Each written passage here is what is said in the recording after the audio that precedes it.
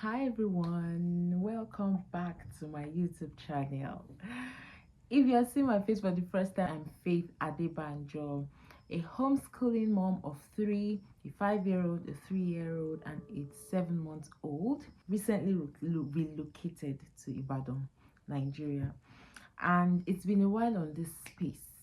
So I think I'll just break this video down into two parts: how it has been for the children and how it has been for myself, um and anything in between. Anyways, so if you haven't yet, please do well to subscribe to this YouTube channel, because you should expect more videos, updates on homeschooling, questions and answers regarding homeschooling, especially here in Nigeria, and parenting content, conscious nurturing content, general things that will definitely help you if you have or are around any child. So please stay with me.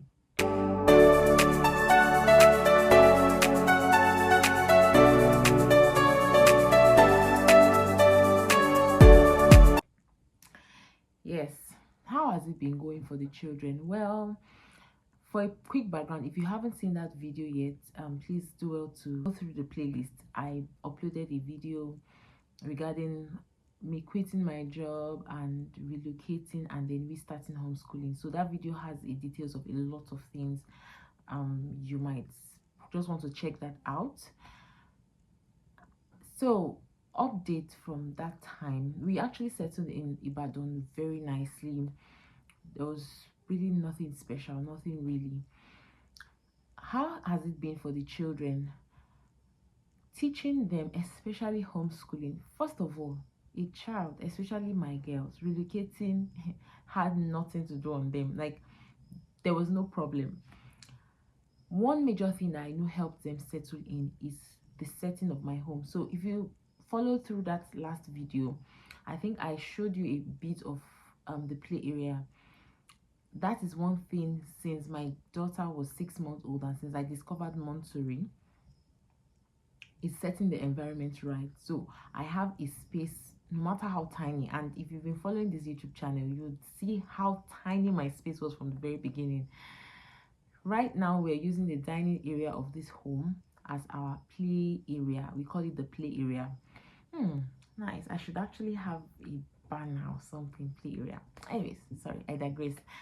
So that is our playland space. That's where I put in all anything learning, play, toys, name it, resources.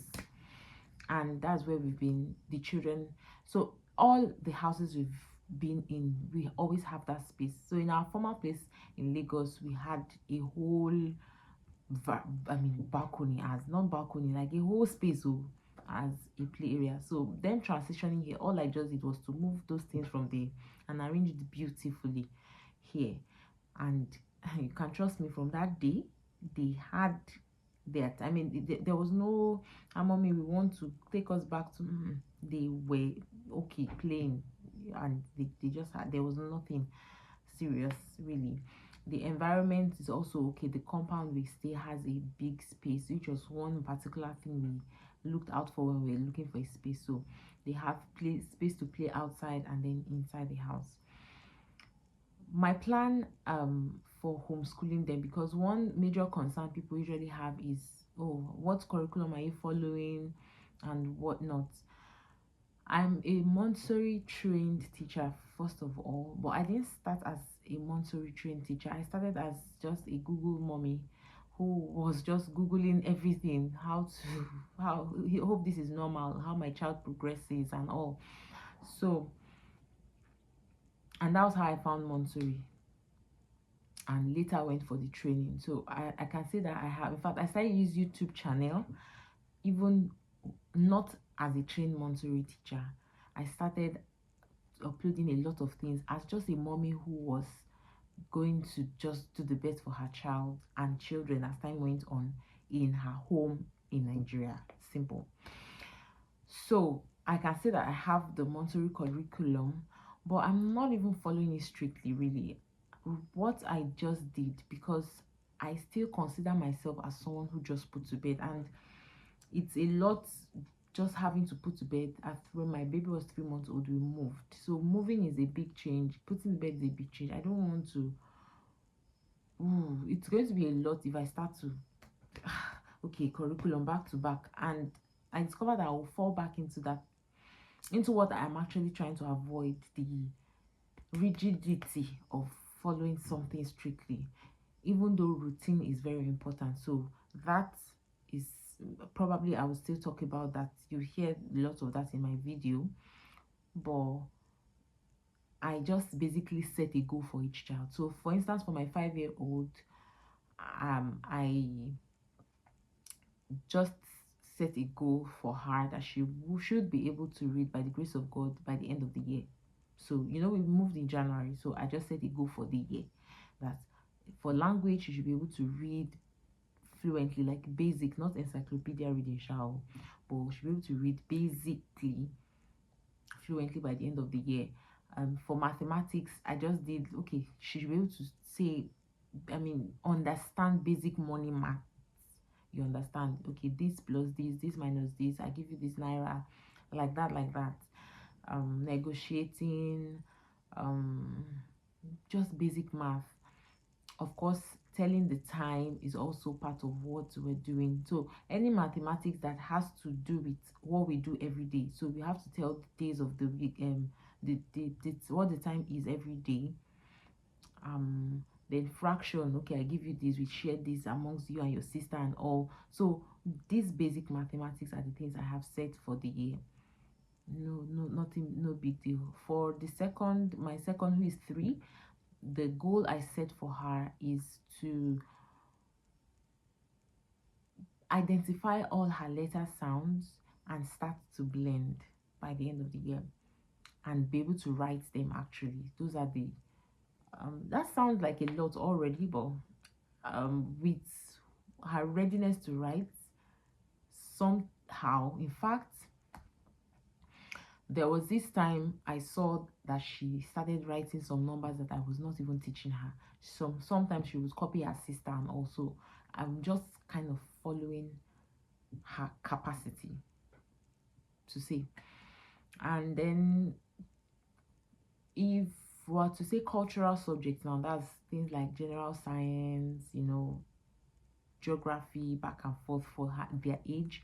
What I did was to just set a theme. What I am doing is to set a theme for the month. So for January, there was no theme because that was a moving month. For February, I set plants as the theme. And if you see this, okay, this is the flip of the camera. I don't have it all figured out. I just want to even see if I can sit down and maybe set a plan for the year as per the monthly theme. So March, I did animals, basically how they eat. So we did the carnivores, how they eat meat, just in the simplest form possible. And then April, I did Nigeria, so that because in April we were moving back and forth Lagos and Ibadan a lot, so I wanted them to know geographically where they were and all. That's basically it. Last month in March, we did more of animals and um not so much like that.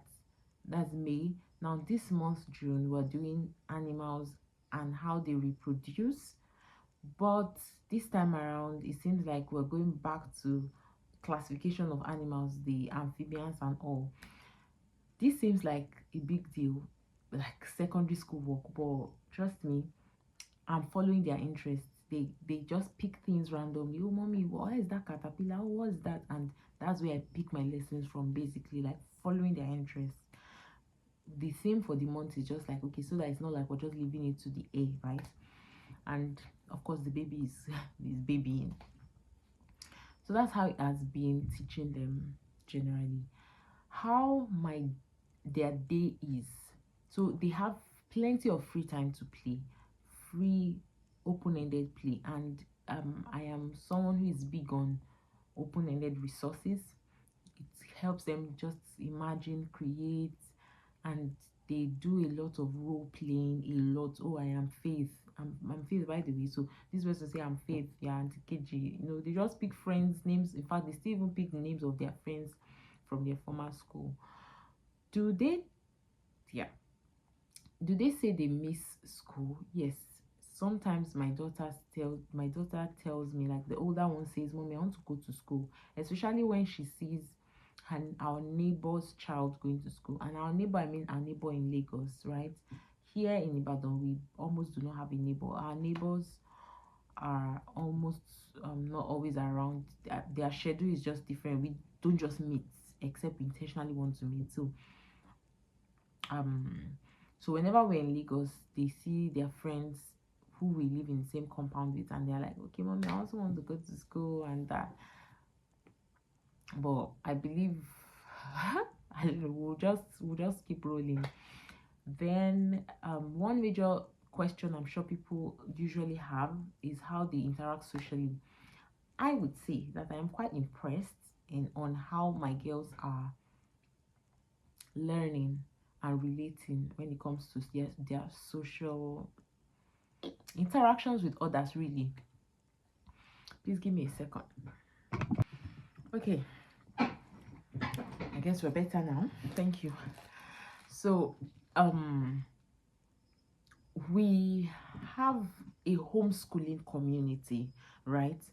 Especially in Lagos. In fact, Lagos homeschooling community is increasingly big, and though I had not joined them fully when we had to relocate, but thankfully we met someone who was also, or who is also of that Lagos homeschooling community, who resides in Ibadan. So as soon as I announced in that group that, "Oh, I'm located to Ibadan," oh, she messaged me, and honestly, it's been fantastic. So I can say that we're a family of four. We're from four. We have four different families in our homeschooling community in Ibadan. By the way, if you are in Ibadan and you are going to homeschool, or you think you are already homeschooling, please reach out. You are always welcome to join a homeschooling community.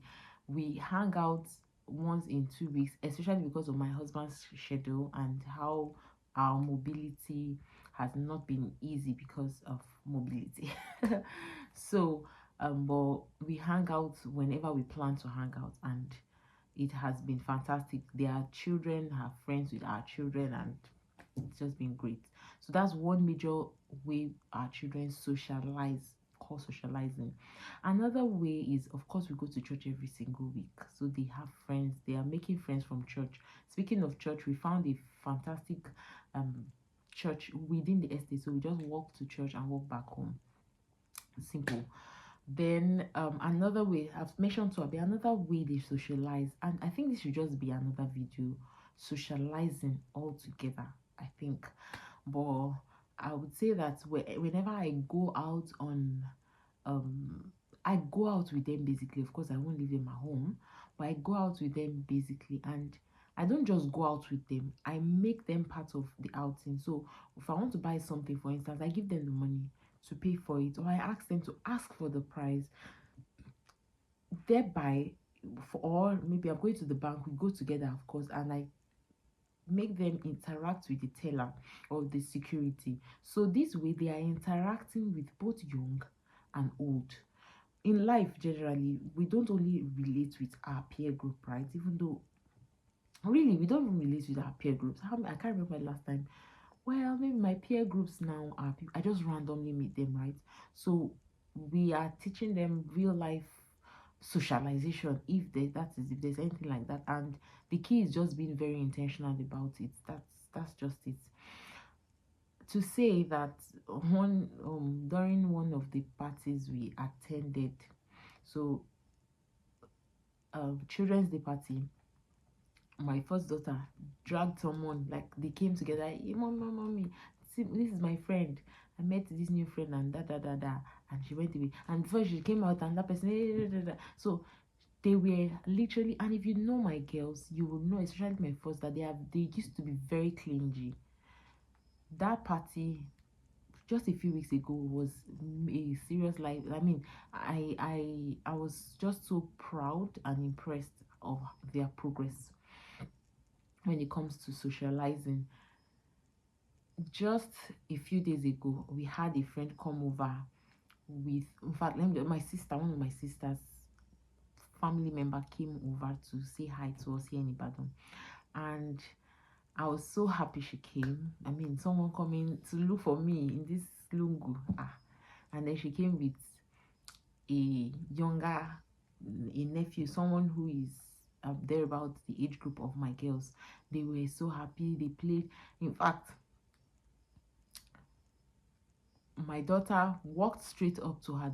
My first daughter walked straight up to her and asked, "What's your name?" She was the first. So these are things that we usually encourage them to do. Oh, go and ask what her name is. Ask her what her name is.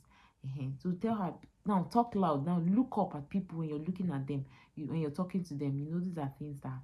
Now I have gone a whole video, 16 minutes, talking about how homeschooling has been for. So this is just basically how it has been. How it has been for me as a person. Whew. As a parent, it has been stressful, really, but enjoyable. I'm going to be recording and uploading another video speaking about how our mind affects how we receive stress, especially when it comes to raising children. But I have gotten to a point where I am enjoying every stage. So that I wouldn't have asked to be in a better place. I wouldn't have asked to be in a corporate organization or asked to say I want my children to. I need somewhere to dump them so that no. I love that I have them with me every time, even though sometimes I'll just need a break. But I mean, I don't think I would have asked for a better thing right now. Right now. So that's this. That's that. How do I cope with the stress physically? Because it is physically stressful, especially being the only parent here. It has been very stressful. So currently I'm working. We are looking for someone who would come in a few times a week to do domestic chores like cleaning. That would afford me more time to rest and to even do spend time with them and do quality, play and work with the girls, right? With the children now. What else? So that's one thing, getting someone. Secondly, I also want to God will help me to start exercising. I just discovered there's this pain around my body. It's just like concentrated pain in the shoulder. Of course, I'm carrying a baby, and then it just feels like blood needs to flow. So I am thinking of doing exercise, but how? The only way possible right now is at night like this. As you can see, I am recording this video. Okay, you may not notice, but I'm recording this video. What's the time right now? This I am certain is about 11 p.m. West African time, and this is the only time I can sit and think through my thoughts while I record, right? I made an attempt to record during the day the other day. I mean, that was yesterday, and before I knew, someone was awake, that this person wants to feature in the video and all. Which is part of all of that, right? Try again. So the only time I may have to do exercise and very importantly spend time in God's presence, because it's also another way I get refreshed. Praying, I feel like there's just the need to press in more, like pray more and just spend time more. Things get clearer. There's a lot to say, but waking up early would be the solution. Now, by the time it's time to wake up, I just get either the baby is crying, but I think I would do any hello sir, sleep in Jesus' name. It's not when it's time to pray that you'll be waking up. So it's something I am working on to know how we can cope better. These are my own coping strategies. But before now, I wake up 7. Oh, I wake up 6. I set my alarm to wake up 6 and try to pray between 6 and 7 when the girls wake up. But now it seems like the girls are waking up 6:30 something, and I'm like, why you guys awake now? Our bedtime routine. So speaking of routine, we have a routine really which helps all of us settle in. in the night, once it is 7 p.m. In fact, right now 6:30 safe, I'm already making dinner and eating dinner, bathing this baby, so that by 8 everybody is in bed. It worked today perfectly. On 8 on the dot, we were all ready for bed. And um by 9 on the dot, my second daughter, who was the last to fall asleep today because she slept in the afternoon, fell asleep. And I had some time to speak with my husband on phone, and all of that, and then to record this video. So waking up in the morning, our day just goes normally. By 10 in the morning, we get to finish our devotion, everything we want to do basically. 10, I am literally almost done with everything, except when I get to start washing. We use a machine to spread, to mop, and also it takes longer. But by 10 plus or minus, we settle in to learn for the day. And I cannot say that we finish learning by 12 because, or by 2, because in between people want to snack, in between there are just a lot of in between. So for instance, today we did some discussion based on, vertebrates, animals that have backbone, in the morning. We had all our materials, and then by the time it was 12, we had some interruptions in the middle. By the time it was 12, hungry, snacks, food.